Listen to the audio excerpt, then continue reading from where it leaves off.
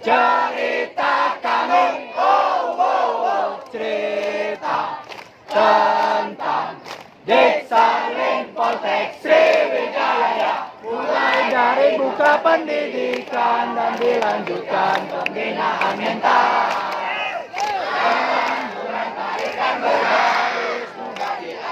Tentang jiwa kosa.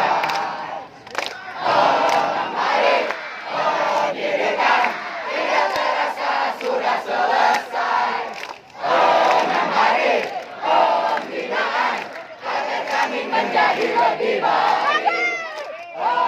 Hari pendidikan tidak terasa sudah selesai. Hari pembinaan agar kami menjadi lebih baik.